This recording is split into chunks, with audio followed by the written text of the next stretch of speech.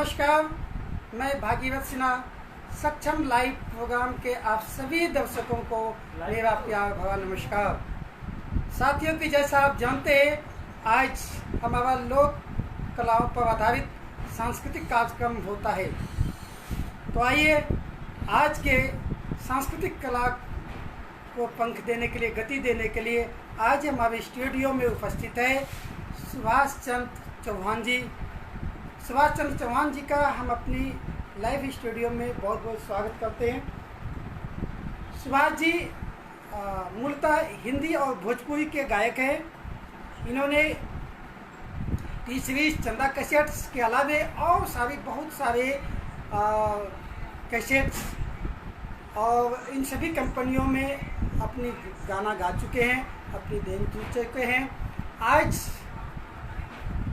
जो हम चर्चा करेंगे, साथ ही साथ जो हम सुनेंगे, ये मनोरंजन भरा कार्यक्रम।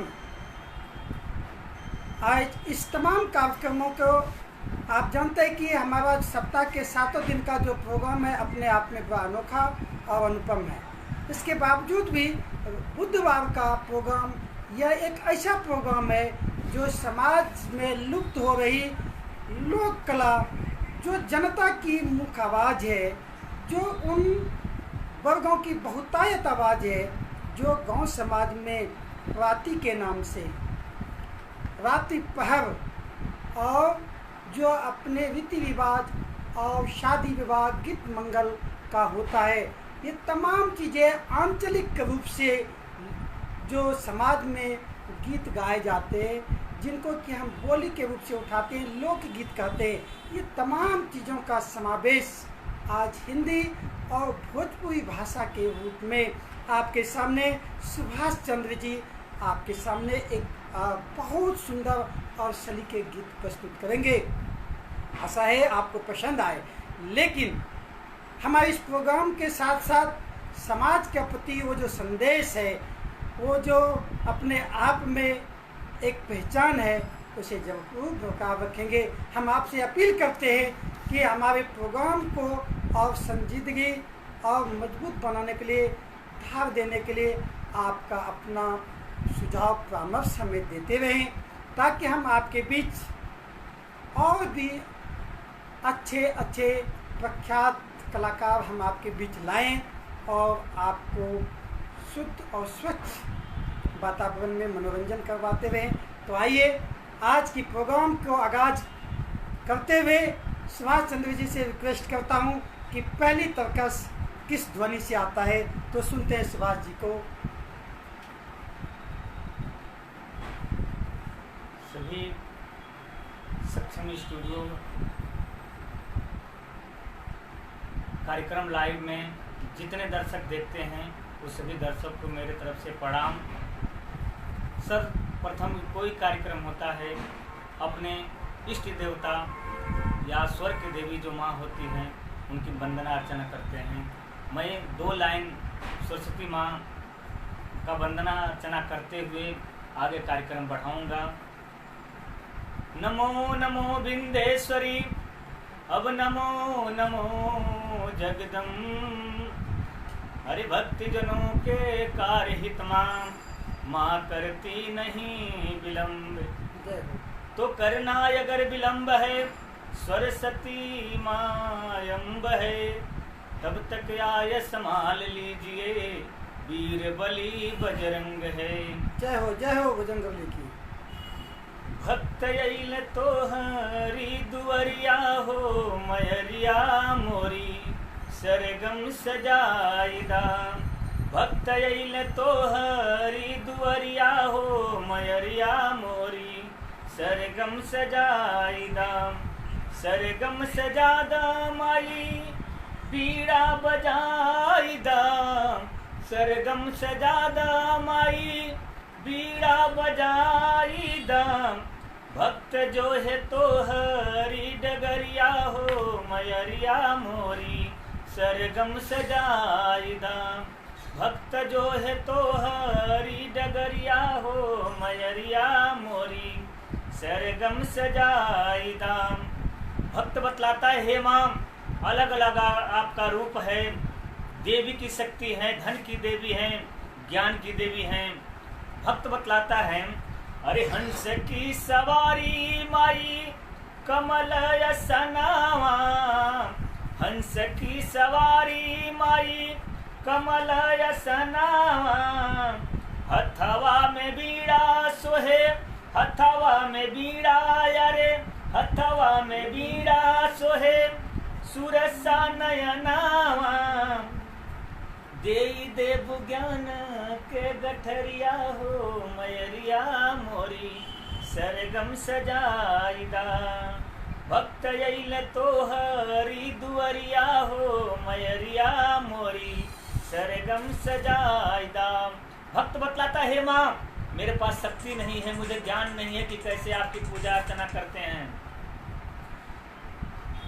नाही बाटे फूल माला, नाही बागिया नावा, नाही बाटे फूल माला, नाही बागिया नावा, कैसे ककरी माई तोहरो पूजा नावा, कैसे ककरी माई तोहरो पूजा नावा, अरे श्रद्धा के भरली गगरिया हो, मयरिया मोरी सरगम सजाइदा, कालिदास करिया के दिहलू सहुरावा, कालिदास करिया के दिहलू सहुरावा, सूरदास तुलसी के चमके लनूरावा, अरे फेर देबू हम पे नजरिया हो, मयरिया मोरी सरगम सजाइदा। अंत में भक्त बतलाता है, माँ हमें कौने घर परिवार से गवावेलू बजवावेलू, परिचय दिहला। अरे गुरुआ बिहारी रमन स्वर्गे नगरिया, गुरुआ बिहारी रमन स्वर्गे नगरिया, हीरा प्रेम चंद के लहरे फुलवरिया, अरे सुबासनी पटयनरिया हो, मयरिया मोरी सरगम सजाइदा, भक्त अइल तोहरी दुअरिया हो, मयरिया मोरी सरगम सजाइदा, सरगम सजादा माई बीड़ावा बजाइदा, सरगम सजादा माई बीड़ावा बजाइदा, भक्त जो है तोहरी डगरिया हो, मयरिया मोरी सरगम सजाइदा। बहुत अच्छा, बहुत खूबसूरत गीत वंदना के साथ माँ की वो अर्जी, वो अरदास माँ के चरणों में सरगम सजाइदा। सुर संगीत का ये पहला पेशकश आपके सामने था, सरगम सजाइदा। आपने ये भी सुना कि इस वंदना के माध्यम से कि किस प्रकार किस को माँ ने अपने आंचल में छाया दिया और अपने ज्ञान से उन्हें जग जाए और ज्योतिर्मय तमसो माँ ज्योतिर्मय किया। कालिदास, सूरदास, तुलसी, बिहारी और रमन जी, आप जानते हैं कि आदि गुरु बिहारी विवाह के जनक हैं। और जब हम कहीं भी भोजपुरी की बात करते हैं तो ऐसे महान विभूति का नाम लाजमी है आना, और आप सुनते हैं। तो सुभाष जी से हम चर्चा करेंगे इस बात का कि भाई आपने ये जो बीड़ा है संगीत का कब से उठाया और किस तरह से आपने ये कदम बढ़ाया, क्यों मन में आया कि भाई संगीत की तरफ कदम बढ़ाना चाहिए आपको? जब मैं पढ़ रहा था तो बनारस और पटना और गोरखपुर से रेडियो पे आया करता था। अच्छा। गीत जब आया करता था तो एक टाइमिंग था, उस टाइम में जब हम पढ़ते थे तो कुछ अच्छे अच्छे कलाकारों के जब गीत आता था तो मन के अंदर ये होता था कि मैं भी गा सकता हूँ। बहुत अच्छा। पर यह है कि जब उसी गीत को हम लिखा करते थे सुन करके और लिख करके उसी गीत को गाना शुरू किए। अच्छा। और गाना सुनते थे। अच्छा। और गाना शुरू किए, मन के अंदर ये हुआ कि आगे कुछ कोशिश किया जाए। करते करते अलग अलग रूपों में इंसानों से मुलाकात हुई। मुलाकात होते होते यहाँ तक कि गाते बजाते भजन जागरण भी गाने लगे, बिरहा गाते, भजन लोकगीत गाते गाते बिरहा गाने लगे, बिरहा गाते गाते भजन गाने लगे। क्या बात, मंजिले बढ़ते गया है।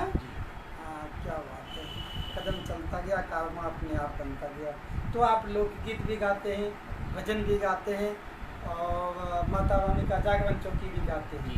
और क्या विधा, किस किस विधा में आप गाते हैं? विधा यह है कि जो समाज में हो रहा है, घट रहा है, सामाजिक गीत भी हम गाते हैं। अच्छा। हाँ, जैसे कि गीत संगीत ऐसा चीज़ होता है कि जिस तरह सीमा पे जवान देश की रक्षा करते हैं, उसी तरह लोक कलाकार जैसे एक आप भी एक ये देश की सेवा कर रहे हैं।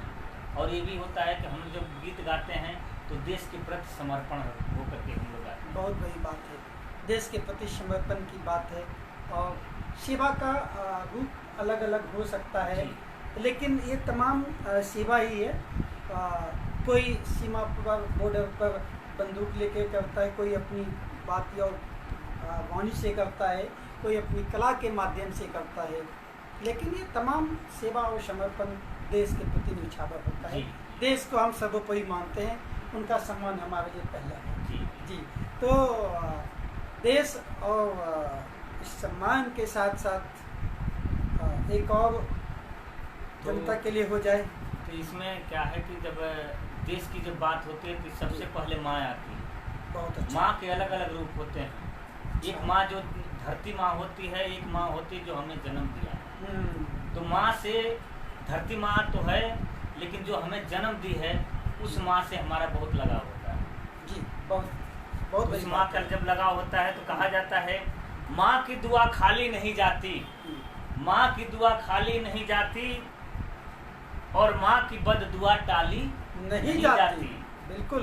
बर्तन माज के माँ पाल लेती है 4 बेटों को, बर्तन माज के पाल लेती है माँ 4 बेटों को, लेकिन दुल्हन आने के बाद 4 बच्चों से एक माँ पाली नहीं जाती। इसलिए मेरा कहना है कि माँ जो होती है इतनी सेवा करती है, कैसे कैसे करती है, गीत के माध्यम से आपके बाद पक्ष में आपके बीचों बीच रख रहा हूं। जरूर। दुख को सही माँ, दुख को सही माँ, कुछ ना कही माँ, दुख को सही माँ, कुछ ना कही माँ, फिर भी ममता दिखाई है, याद बहुत मायाई है, याद बहुत मायाई है। ओ माँ, हो माँ, हो माँ मेरी माँ, अपने सोई गीले में माँ हमको सूखे सुलाई है, अपने सोई गीले में माँ हमको सूखे सुलाई है। रात भर उठी उठी देखा माँ ने, रात भर उठी उठी देखा माँ ने, कैसी राती बिताई है, याद बहुत मायाई है, याद बहुत मायाई है। हो माँ, हो माँ, हो माँ मेरी माँ, जिसका माँ है दुनिया में ना, उसको कैसी बुझाई है, उसके दिल से पूछ के देखो, उसके दिल से पूछ के देखो। कहने का मतलब जिसकी माँ अगर बचपन में मर जाती है उसके दिल से पूछो उसके ऊपर जिंदगी में क्या क्या गुजरता है। जिसका माँ है दुनिया में ना, उसका कैसा बुझाई है, उसके दिल से पूछ के देखो, आँख सारी भरी आई है, याद बहुत मायाई है, याद बहुत मायाई है। हम कितने गलत काम कर करके माँ को मारते हैं, पीटते हैं, फिर भी माँ हमें भोजन देती है। अपने पैरों से माँ को मारा, अपने पैरों से माँ को मारा, फिर भी दूध पिलाई है। जब जब माँ को मैंने पुकारा, जब जब माँ को मैंने पुकारा, दौड़ के माँ अब आई है, याद बहुत मायाई है, याद बहुत मायाई है। दुख को सही माँ कुछ न कही माँ, फिर भी ममता दिखाई है, याद बहुत मायाई है, याद बहुत मायाई है। क्या बात शिवाजी, आपने तो माँ की याद दिला दी। वाकई माँ से दूर कभी नहीं हो सकता। ठीक वैसे ही देखिए, हमारे पुराणों में भी कहा गया है कि पृथिव्या माता अहम पुत्रोऽस्ति। माँ की जो तुलना है, माँ की जो महत्व है, जो महिमा है, वो पृथ्वी के समान है। लाख बच्चा कष्ट दे दे, माँ कभी बच्चों के लिए बुरा नहीं सोचती है, न कर सकती, न करती है ना? माँ की ये अपने आप में कहिए, ये प्रकृति ने, जिसको भी हम बोलते हैं कि भाई क्या आपने कभी भगवान को देखा है, तो मैं कहूँ कि वो हाँ देखा है। वो पहला रूप है, वो पहला भगवान है, माँ ही है, जिसको कि हमने पैदा होते ही देखा। और आज भी वो तमाम इंसानों के लिए यही एक बात है।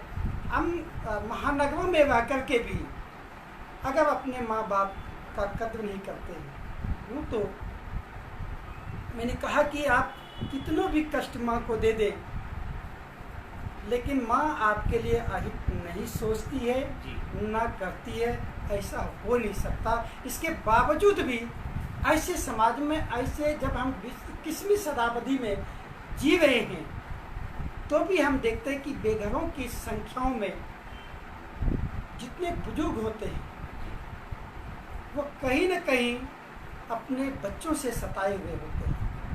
सही बात। और उन बच्चों को इस गीत से, आज के इस माहौल से जरूर सबक लेना चाहिए कि क्या कर रहे हैं आप वैसे ही मृगा के भांति जमीन पर भटक रहे हैं, घूम रहे हैं कस्तूरी की खोज में।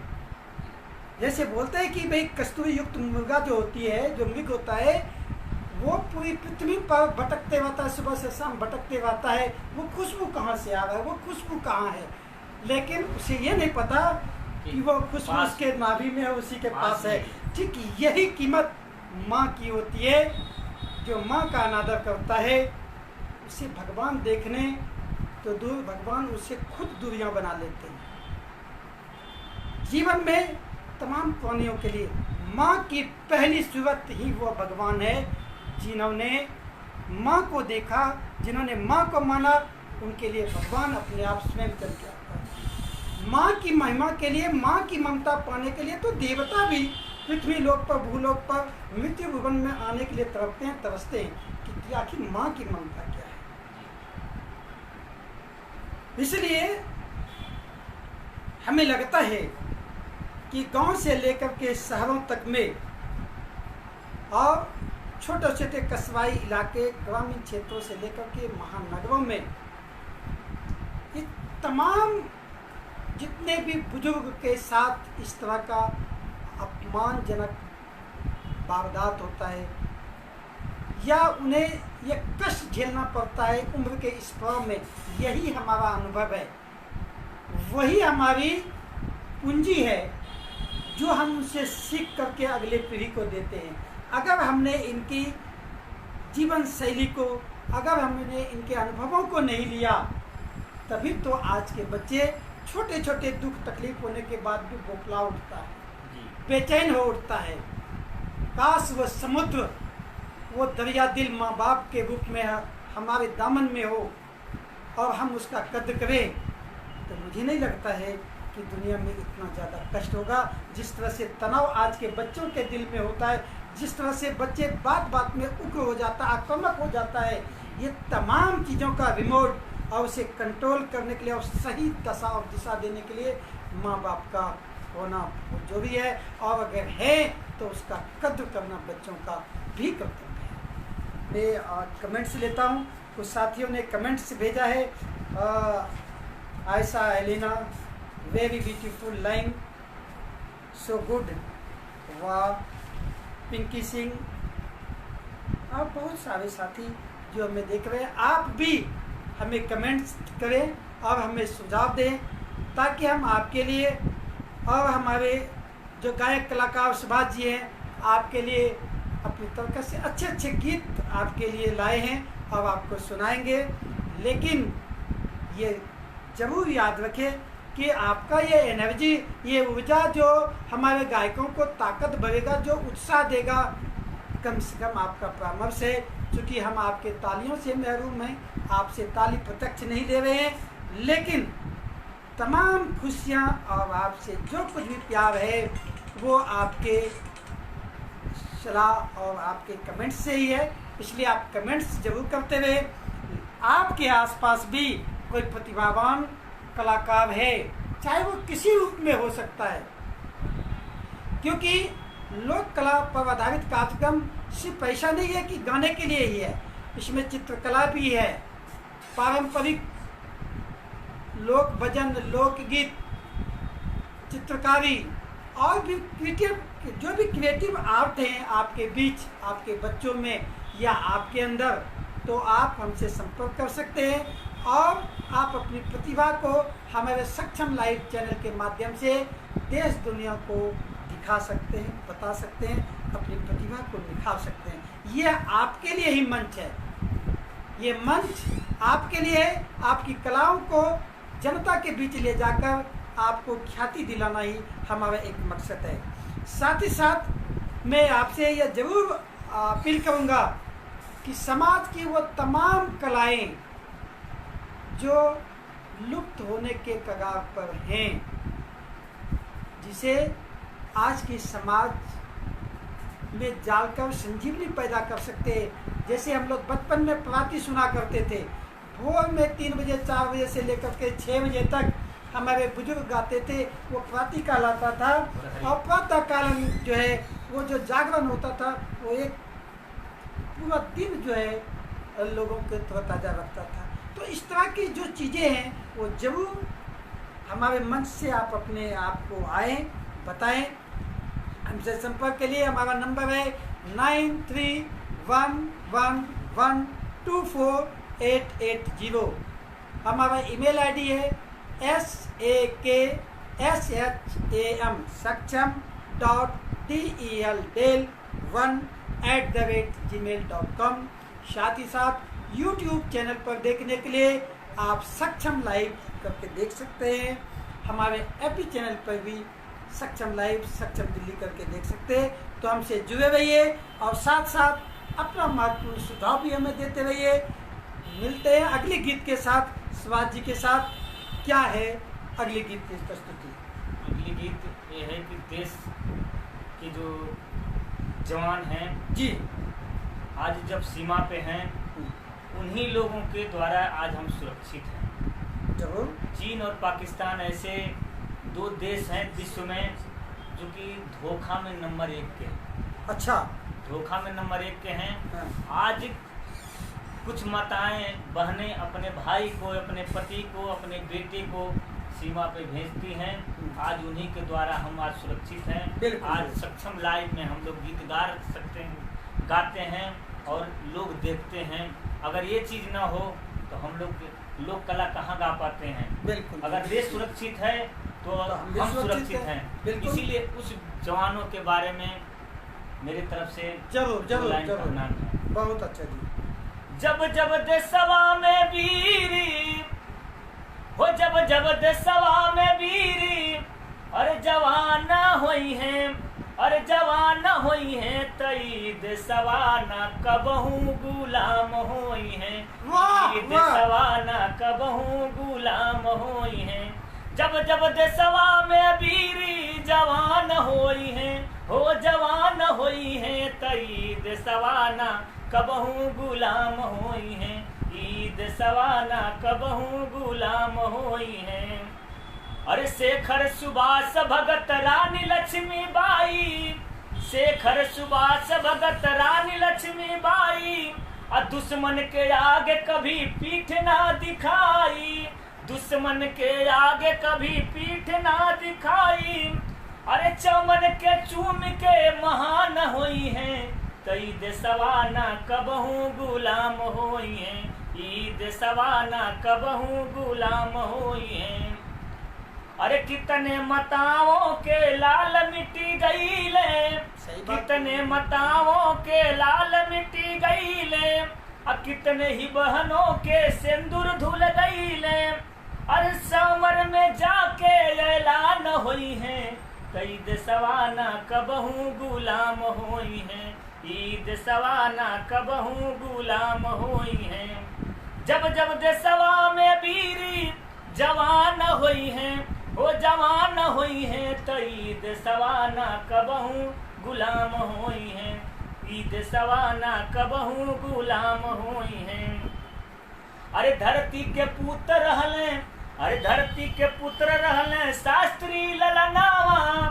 अरे नारा लगवल जय जवान जय किसनावा, नारा लगवल जय जवान जय किसनावा। अरे बराबर में सब करी सम्मान हुई हैं, कई देशवाना कबहू गुलाम हुई हैं। ईद सवाना कबहू गुलाम भई हुई हैं।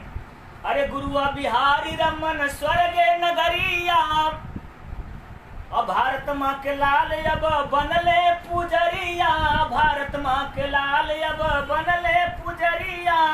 अरे सूबा देश के जवान हुई हैं, तो ईद सवाना कबहू गुलाम हुई हैं। ईद सवाना कबहू गुलाम हुई हैं। बहुत अच्छा। ये देशवा कबहू न गुलाम है। धरती के ये लाल जब तक रहेंगे, हमारे प्रहरी जब तक रहेंगे, तब तक अब तो हम गुलामी की जंजीरों को कहाँ देखें। ये दो लाल हमारे, एक अन्नदाता किसान जी और एक सीमा पर जो सैनिक हैं, ये दो लाल हमारे साथ अगर हैं तो गुलामी कहाँ से हमारे। देखिए, दो फूल की जो कीमत होती है दो ही अदा करते हैं। एक जवान अदा करता है कि किसान करता है कि जी धरती के सीना चीर करके अन्न पैदा करता है। आज वही अन्न होता है तो सीमा पे जाकर के जवान लड़ता है, और जब शहीद होता है तो फूल में और तिरंगे में लपेट कर आता है जवान, तो वही फूल की कीमत अदा कर सकता है। दो ही अदा करते हैं, जय जवान जय किसान। हाँ, बहुत अच्छा। देखिए, हमारे साथी अशोक पांडे जी हैं। अशोक पांडे जी का बहुत बहुत धन्यवाद। आप हमारे प्रोग्राम को देख रहे हैं। संदेश भेजा है कि सबसे बड़ी गुलामी मानसिक गुलामी है। हमें इस मानसिक गुलामी से आज़ाद होने का प्रयास करना चाहिए। लाजवाब जी, बिल्कुल सही कह रहे हैं कि भक्त वसल भगवान की जय बोलने से नहीं होता है। साथ ही साथ आज चाहूँ और आज़ादी का जो बिगुल है, ये कहीं न कहीं बिल्कुल ठीक कह रहे हैं कि जब तक मानसिक आज़ादी, मानसिक तौर पर आज़ादी नहीं होगा, तब तक हम पूरी तरह से स्वतंत्रता की बिगुल कैसे बजाएं। और सभी क्षेत्रों में सभी के लिए है। आज जो जकड़न है हमारे समाज में, वो जकड़न का एक बहुत बड़ा मूल कारण जो है ये मानसिक गुलामी भी रहा है। और हमारा प्रयास है कि इसके माध्यम से इन गुलामी की जंजीरों को काटा जाए, तोड़ा भी जाए, है ना।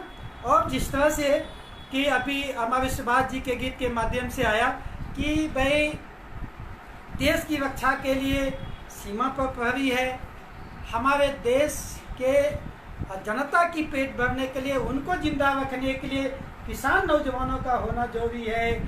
इसी तरह से आज मानसिक गुलामी से आज़ादी के लिए शिक्षित होना, संगठित होना भी जरूरी है। जब आप शिक्षित और संगठित होंगे तभी संघर्ष के नए रास्ते अपनाए जाएंगे। बाबा साहब अम्बेडकर के तीनों कथन अपने आप में, ये 3 युग है, ये 3 युग है। तीनों युग एक साथ एक पैरेलल तभी चल सकता है जब आप शिक्षित हो, संगठित हो और संघर्ष करेंगे। और ये तीनों रास्ते जिनके पास आ जाएंगे, ये तीनों मार्ग जिन्होंने प्रशस्त कर लिया, वो मानसिक आज़ादी की ओर कदम बढ़ा दिया और उनके लिए फिर ये दिल्ली दूर नहीं है।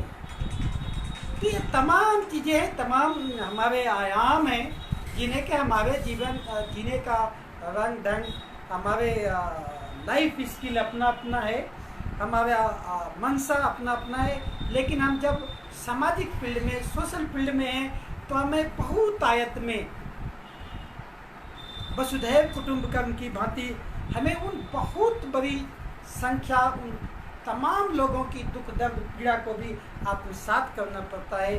हमें उनकी तरफ देखना होता है, हमें उनकी आह के साथ अपनी आह निकालना बहुत जरूरी होता है, ताकि हम उनके साथ खड़े होकर के उनकी विपदा को, संघर्ष को आगे बढ़ाने में हम जरूर कदम हो जाए।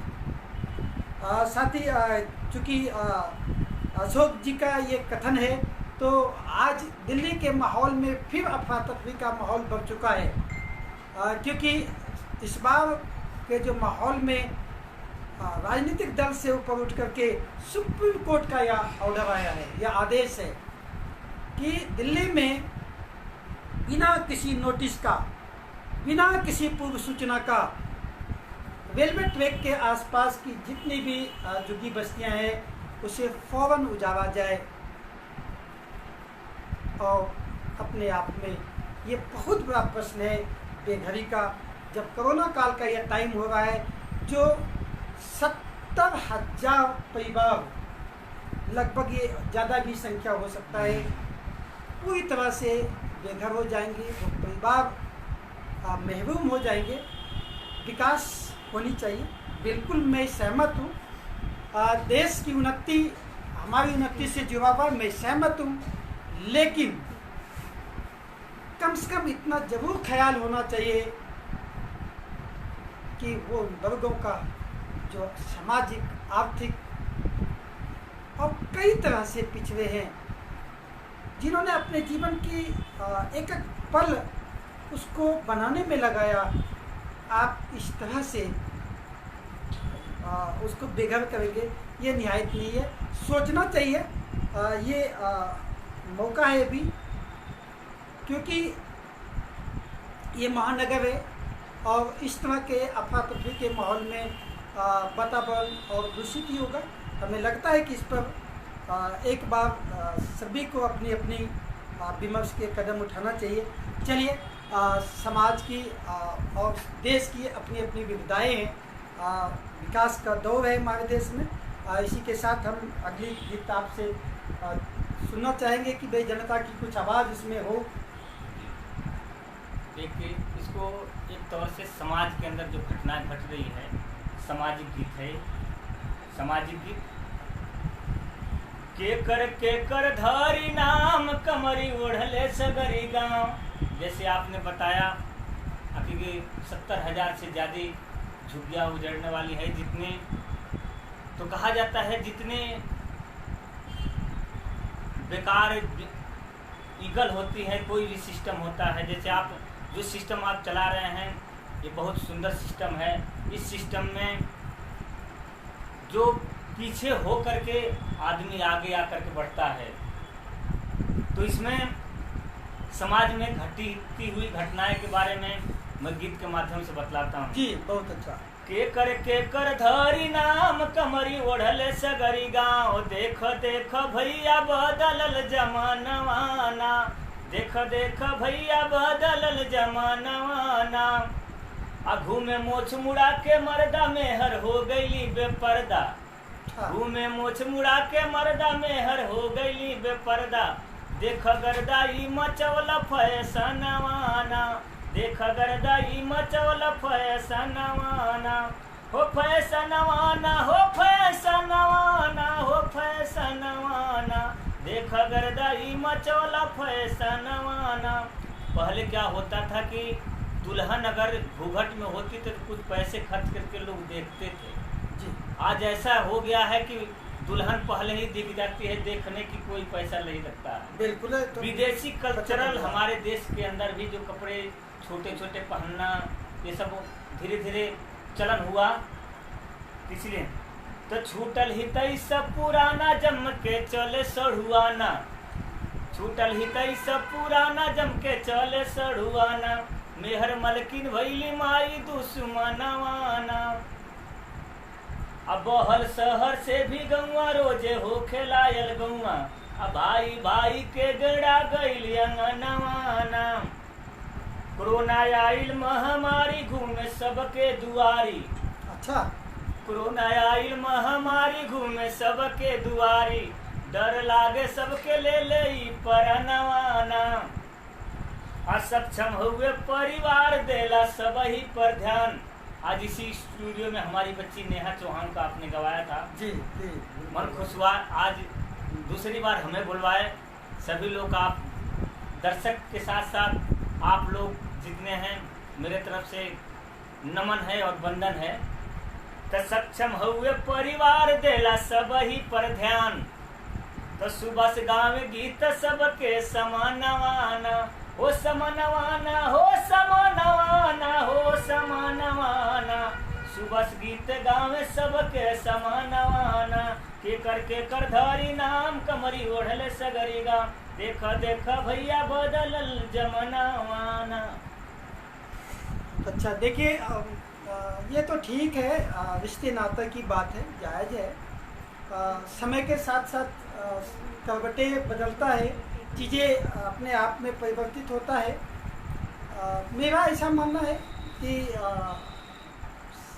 तमाम बेटी बहन माताओं का अपना मत है, अपना प्रचलन है। समय के साथ साथ वो दौर था जब घूंघट की बात हम लोग करते थे। तो गाना है ना कि घूंघट के आड़ में, है ना, दिलवर का हाँ, दीदार अधूरा रहता है जब तो, तक ना पड़े आशिक का नजर, सिंगार अधूरा रहता है। तो देखिए ये अपने मन की विचार है, अपनी भावनाएं हैं। हम किसी के लिए भी ये फाउंडेशन इस तरह के चीज़ों पर हम कभी भी या सक्षम लाइफ बिलीव नहीं करता, यकीन नहीं करता कि भाई वो क्या पहना है, क्यों पहना है। वो उनकी अपनी अवधारणा है, अपनी मानना है। जो भी वो पहन रही है, नज़रिया अपना अपना है, देखना समझना। मेरा ये मानना है समाज के अंदर जो घटना घटती है उसको हमें कहना जरूरी होता है। बिल्कुल। देखिए समाज का अपना एक रुख है, अपना एक रास्ता है। वो समाज में गलत भी रास्ते हैं और सही भी रास्ते हैं। हमें रास्तों की परख करनी है, हमें गलत की तरफ नहीं, सही रास्तों की तरफ चलना है। हमें तमाम महिलाओं का, देवियों का इज्जत और सम्मान करना है। हमें पुरुष और महिलाओं की बराबरी का, इक्वलिटी का, समता का वातावरण तैयार करना है। क्योंकि देखिए अगर हम आज से 50 वर्ष, 30 साल, 50 वर्ष, 100 वर्ष पहले चले जाएं तो हमारा समाज पुरुष सत्तात्मक समाज था, पुरुषों का वर्चस्व था। इसलिए महिलाओं के साथ तरह तरह की जो है ये आरोप प्रत्यारोप लगा रहता था। जी। लेकिन आज समय की मांग है कि आज आपके साथ वो पहलकदमी करके आपके तमाम रास्तों के साथ आपके कंधे से कंधा मिला रही है, और जो कुछ आप चाह रहे हैं वो तमाम काम वो भी कर रही है, चाहे धरती से लेकर के आसमान तक, खेत की निवाई से लेकर के चांद का सफ़र भी आज हमारी महिलाएं कर रही है, हमारी बेटियां कर रही है। तो इसलिए हमें फ़ख्र है, हमें गर्व है आज की बेटियों पर कि हमें समता और संजीदगी भरी जीवन जीने का वो संदेश देती है। अच्छा लगता है, और तभी तो हम बराबरी में जा रहे हैं ना। सही बात है। हम जो बार बार बेगारी, बेरोजगारी और लाचारी का ये जो वातावरण लाते हैं, उसमें ये कदम बढ़ा रही है, हमारा कंधे से कंधा मिलाकर बराबरी से टक्कर दे रही है। अच्छा है, सैल्यूट है हमारी बहनों के लिए। और आगे बढ़ें, हम ऐसी दुआ करते हैं कि आगे बढ़ें, देश का नाम रोशन होगा आपसे ही, आपसे रोशन, आपसे ही पहचान, और आपसे ही जग का सम्मान होगा जी। तो एक गीत देवियों के लिए। गीत तो जब देवी हत्या के समय ऐसा होता है कि अब शायद समय आपके पास अगर हो जाए तो बहुत समय की अभी अपार अपने पास खजाना है, समय की चिंता ना है। तो समय की चिंता ना है तो एक गीत हम रामचंद्र जी के बारे में बतला देते हैं। अच्छा जी। जब छोटे भाई लक्ष्मण जी को जब शक्तिवान लगता है, पुरुषोत्तम भगवान रामचंद्र जी गोद में लेकर के विलाप करते हैं, तो कहा जाता है कि धरती बड़ी तो शेषनाग के फन पे क्यों पड़ी। अगर शेषनाग बड़े तो शंकर भगवान के गले में क्यों पड़े। अगर शंकर भगवान बड़े तो हिमालय पर्वत पे क्यों पड़े। अगर हिमालय पर्वत बड़ा तो हनुमान जी के हाथों में क्यों पड़ा। अगर हनुमान जी बड़े तो पुरुषोत्तम भगवान रामचंद्र जी के चरणों में क्यों पड़े। अगर रामचंद्र जी बड़े तो गुरु वशिष्ठ जी के चरणों में क्यों पड़े। तो इसीलिए कहा जाता है कि समय जो होती है बहुत बलवान होता है, समय से बढ़कर के कुछ भी नहीं होता है।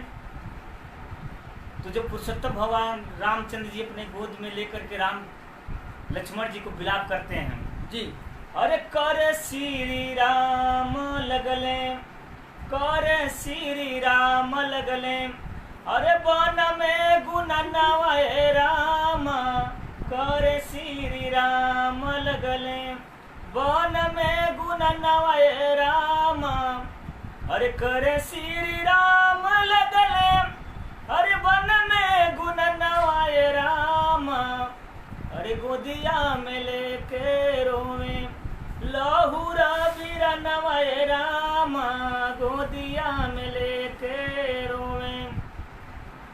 अइली हम बनवा में भारी अब घटना भइले, अइली हम बनवा में भारी अब घटना भइले, अरे सिया जी के कारण अब भाई के हननवा भइले, अरे लंकावा नगरिया में अरे करी कौन जतनवा रामा, गोदिया में लेके रोवे लहुरा बिरनवा रामा, गोदिया में लेके रोवे लहुरा बिरनवा रामा। पुरुषोत्तम भगवान रामचंद्र जी कहते हैं कि छोटे भाई लक्ष्मण जी को मैं साथ में लेकर के आया, अगर माँ पूछ देगी तो मैं क्या जवाब दूंगा जी। पूछी है महतारी तब हम का बतईबे, अयोध्या नगरिया कैसे मुहवा दिखाईबे, अयोध्या नगरिया कैसे मुहवा दिखाईबे, अरे कैसे कमारल गईले, अरे लखन बलवनवा रामा, गोदिया में लेके रोवे लहुरा बिरनवा रामा, गोदिया में लेके रोवे। लोग बतलाते हैं कि आयुर्वेदिक में बहुत शक्ति होती है जी। आज कहा जाता है अंग्रेजी होम्योपैथिक से नहीं काम बन रहा है तो आयुर्वेदिक का सहारा लिया जाता है। जो मोदी जी बहुत पक्ष में हैं और जनता उनके पक्ष में है, जो भी कहते हैं जनता उनकी मानती है। अइले सुसेन वैदी बतावे ले दवैया, अधवला पे हनुमत गईले जो हले समैया। अरे लेके संजीवन अइले, अरे राम के समनवाए राम, अगोदिया में लेके रोवे लहुरा बिरनवाए राम, गोदिया में लेके रोवे। जब समय अच्छी होती है तो कहा जाता है कि अगर बारिश होती है, खेती लहलहाती है, तो हंसी खुशी बहुत होती है जी। उसी तरह जब सुसेन वैद्य दवा बतलाते हैं, हनुमान जी जब लेकर के आ जाते हैं संजीवनी बूटी, और लक्ष्मण जी को जब पिला दिया जाता है, बंदरी सेना झूमने लगती है। खुशिया में झूमी गईले बंदरी सेनावा, अगल से लगवले राम लक्ष्मण बिरानावा। अरे फूलों की बारिश भइली राम के समनवाए राम, गोदिया में लेके रोवे लहुरा बिरनवाए राम, गोदिया में लेके रोवे लहुरा बिरनवाए राम। कर श्री राम लगले वन में गुणनवाए राम, गोदिया में लेके रोवे लहुरा बिरनवाए राम, गोदिया में लेके रोवे जी। अपने मर्यादा पुरुषोत्तम श्री राम के बारे में और जो आपने प्रसंग उठाया सराहनीय है। और अशोक भाई ने लिखा है कि जब तक सामाजिक असमानता के दुष्प्रभाव की स्वीकार्यता नहीं होगी, तब तक समानता की परिकल्पना नहीं की जा सकती। इस वातावरण में प्रासंगिकता की अगर हम बात करेंगे तो मर्यादा पुरुषोत्तम श्री राम से अच्छा जो उदाहरण दिया है उन्होंने, जो उनके युगों युगों तक जो हमें मिला है, मुझे लगता है कि इससे अच्छा बेहतर और हमें जीने के लिए, हमें सीखने के लिए कोई विकल्प और या कोई दूसरा रास्ता नहीं हो सकता। उनके जैसा इस धरा पे होना मुश्किल है, जो कि अपने पिता जी का देहांत हो जाता है, फिर भी पुरुषोत्तम भगवान रामचंद्र जी उस जगह पे वापस नहीं आते हैं। पिताजी के कहे हुए रास्ते पे वो चल करके समय गुजारते हैं, 14 वर्ष वनवास काटते हैं, लेकिन आज के दौर में 1 साल काटना मुश्किल होता है। तो अशोक भाई आपका बहुत बहुत धन्यवाद। आप हमें सुन रहे हैं और साथ साथ हमें अपने सुझाव से भी हमें लाभान्वित कर रहे हैं। तो ये राम का युग जो है अपने आप में पूरा ही गौरवान्वित और अपने अपने परिपूर्ण युग कहा जाए कि हजारों लाखों वर्षों तक ये संदेश समाज को देता रहेगा, जो हम स्वीकार अस्वीकार, समानता असमानता, ये तमाम जो विभत्स की स्थिति है, जो कसमकस की स्थिति है समाज की, इन तमाम गुत्थियों को सुलझाने का काम आज के वातावरण को भी शुद्ध करने का काम वो राम जी ने अपने युग में हमें दिया है। और उस युग को हम जी रहे हैं और उस युग को याद कर रहे हैं। राम जी को हम याद करते हुए इन तमाम चीज़ों की, इन तमाम गुत्थियों को, उनके संदेशों और उनके कर्म काल को देख करके, सीख करके हम पूरा कर सकते हैं, ठीक कर सकते हैं। तो ये तमाम चीज़ें हैं, अपनी अपनी व्यवस्थाएं हैं, कुछ चीज़ों की, कुछ समाज की, कुछ अपनी और कुछ देश काल की भी बात है ना। तो स्वाति, और आजकल क्या चल रहा है आपका इसके अलावा? चल क्या रहा है, कोरोना ने तो बहुत लोगों को रोना सिखा दिया। अच्छा, कोरोना ने सबको रोना सिखा दिया। कोरोना ने ऐसा दूरियां बना दिया कि श्रृंगार करना मुश्किल हो गया।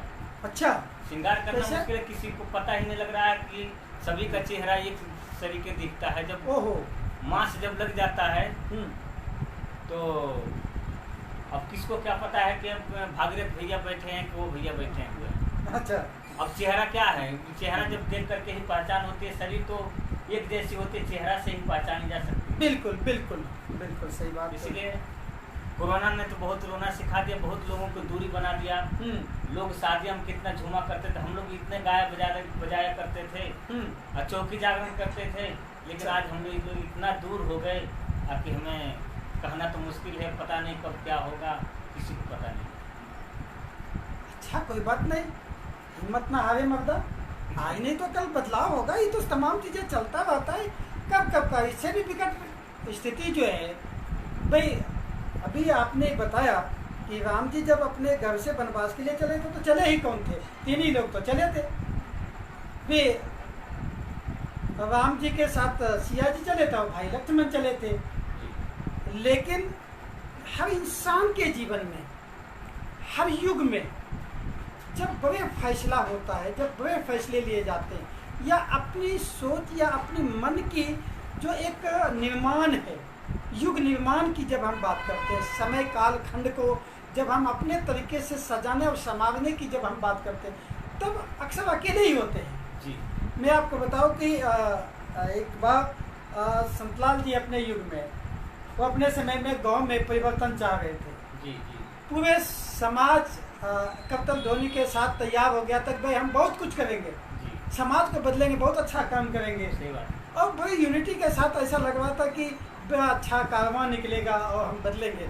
एक यात्रा था और पूरी तैयारियां अपने आप में जोर शोर से चली। लेकिन बताया गया कि भाई जिस दिन यात्रा का प्रारंभ होना था, पूरी रात भी लोग जोर शोर से लगे थे तैयारियों में। लेकिन जैसे जैसे रात छटते गया और जब भोर हुआ तो पता चला वो तमाम चांद सितारे हमारे बीच में नहीं रहे और अकेले संतलाल जी ने झंडा उठा करके यात्रा का प्रारंभ किए थे। और वह भी एक दिन था कि जब अकेले चले गए थे, इन्होंने 50 गांवों की यात्रा किए थे। और मुझे लगता है कि उस समय में आज से 20 साल पहले इनके साथ लगभग 50,000 लोग जुड़े थे। और यह कारवां जब बना और ये सब जब संदेश गया तो वो लोग मुंह छिपाते हुए बाद में पीछे से आए कि भाई हमने सोचा क्या था और हो क्या गया। तो ऐसे ही होता है, हर युग में ऐसे होता है। घबराना बिल्कुल भी नहीं है, हिम्मत को हारना बिल्कुल नहीं है, बल्कि अगर आपके अंदर वो ठान लिया जी, है ना, जिसने मान लिया, जिसने ठान लिया, तो पक्का है कि वह ईमान के साथ जीत भी लेगा, यह निश्चित है। मैं भी इसके साथ एक 2 लाइन की बात सिर्फ कहना चाहूँगा कि मैं तुमको विश्वास दूं, तुम मुझको विश्वास दो, चिंताओं के सागर हम लंघ जाएंगे, चिंताओं के सागर हम लंघ जाएंगे, मरुभूमि कर मिलकर स्वर्ग बनाएंगे, मरुभूमि को मिलकर स्वर्ग बनाएंगे। ये जज्बा, ये जोश संताल जी का उस समय था कि वहाँ जहाँ पैदा, वहाँ जहाँ बचपन बिताया, जहाँ सभी लोग थे, उनको लगता था कि पूरा समाज हमारा है, हम इस काम को आसानी से कर देंगे। वहाँ पर भी इनको वही कष्ट हुआ जैसे राम जी ने अपने जीवन में झेला था, संतलाल ने जीवन में नहीं झेला। आज वो अपने सफलता के शिखर पर हैं। आज हम एक डिस्ट्रिक्ट को, एक जिला को वो राह दे रहे हैं। वो तमाम परिवर्तन और तमाम बुराइयों के खिलाफ बिगुल फूक रहे हैं, झंडा उठा रहे हैं, सैल्यूट है। समाज में ऐसे ही सजग, प्राणी और कोमल हृदय का जब तक वास रहेगा तो ये जितने भी दुष्प्रभाव है, जितने भी बुराइयां हैं, समय के साथ साथ अपने आप से इनके पंख टूटते जाएंगे और ये मिट्टी का खिलौना मिट्टी में समा जाएगा। ये निश्चित है। तो सुभाष भाई, बस समय का अपना तकाजा है। एक गीत आपसे और सुनना चाहेंगे और फिर हम विराम की ओर चलेंगे। तो एक गीत हो जाओ। देखिए, वो चीज़ होता है कि सबसे लास्ट में क्या होता है, भुरहरी की बात में आपने याद दिलाया। हाँ हाँ हाँ, जरूर भुरहरी जरूर। क्या होता है? हाँ। भुरहरी में होता है कि हमें सारी दुनिया अंधकार में है और एक ही चीज़ हो सकता है कि हमें एक दिन यहाँ ये दुनिया छोड़ करके जाना है। ये सब जो भी चीज़ है यहाँ पे मोह माया की नगरी है। हमें ये पता होता है कि हमारा 9 महीने के बाद हमारा जन्म होता है और ये नहीं पता होता कि मेरा मरण कब है। बिल्कुल सही बात है। ये गीत के माध्यम से अरे चली जा रही है उम्र धीरे धीरे, क्या बात, क्या बात। चली जा रही है उम्र धीरे धीरे, पल पल आठों पहर धीरे धीरे, पल पल आठों पहर धीरे धीरे, चली जा रही है उम्र धीरे धीरे, चली जा रही है उम्र धीरे धीरे। बचपन भी जाए जवानी भी जाए, बचपन भी जाए जवानी भी जाए, बुढ़ापा की होगी असर धीरे धीरे, बुढ़ापा की होगी असर धीरे धीरे, चली जा रही है उम्र धीरे धीरे। तेरे हाथ पाँवों में दम ना रहेगा, तेरे हाथ पाँवों में दम ना रहेगा, झुकेगी तुम्हारी कमर धीरे धीरे, चली जा रही है उम्र धीरे धीरे। शिथिल अंग होंगे एक दिन तुम्हारे, शिथिल अंग होंगे एक दिन तुम्हारे, फिर मंद होगी नजर धीरे धीरे, चली जा रही है उम्र धीरे धीरे। बुराई से मन को तू अपने हटा ले, बुराई से मन को तू अपने हटा ले, सुधर जाए तेरा जीवन धीरे धीरे, वाह वाह वाह, कमाल। चली जा रही है उम्र धीरे धीरे। बहुत अच्छा सुभाष जी। चली जा रही उम्र। देखिए ये उम्र का प्रवाह है और ये संदेश है ऊपर वालों का। उम्र जा रही है धीरे धीरे, बाल का पकना, आंखों से दिखना नहीं, कानों से सुनना नहीं। ये कहते हैं कि भाई मौत आ गई, मौत हो गया, ये एकाएक नहीं होता है। सही बात है। मृत्यु निश्चित है, लेकिन मृत्यु ही वो सच है जो आपको अलर्ट करते हैं, अपने आप में आपको बता के आती है। कभी नहीं कह सकते कि अनायास हुआ। इसलिए ये जो संदेश है, इसे उन घमंडियों के लिए, उन अभिमानियों के लिए, उन तमाम जो बुराइयां करने वाले लोग हैं, उनके लिए यह एक संदेश है कि देखिए आप कितनों बड़ा शहंशाह हैं, आप कितनों बड़ा जुल्मी हैं, अताताई हैं। मौत निश्चित है आपको लेके जाएगी। आप इस भ्रम में बिल्कुल भी ना रहें कि जो कुछ कर रहे हैं वो सदैव रहेगा, नहीं रहेगा। और ये जीर्ण शीर्ण शरीर एक दिन ऐसा हो जाएगा कि आप अपने शरीर के मक्खी तक नहीं हिला सकते हैं। और जो आप कहते हैं कि भाई अनायास हुआ, अनायास नहीं हुआ, यह आपको आईना है, ऊपर वालों के दिया गया यह आईना है, एक संदेश है। बालों का पकना, आंखों से ना दिखना, कानों से ना सुनना, हाथ पांव का चलना, कमर टेढ़ी होना। अगर हम इस सच्चाई को अपने जीवन में उतार लें तो हम क्यों बुराई की तरफ देखें, क्यों बुराई से हमारा फला करें। इसी सच्चाई के साथ बस इस क्षण में हम तमाम उन दर्शकों का शुक्रिया अदा करता हूँ। नंद किशोर जी हैं, अशोक पांडे जी, कुलदीप कौर,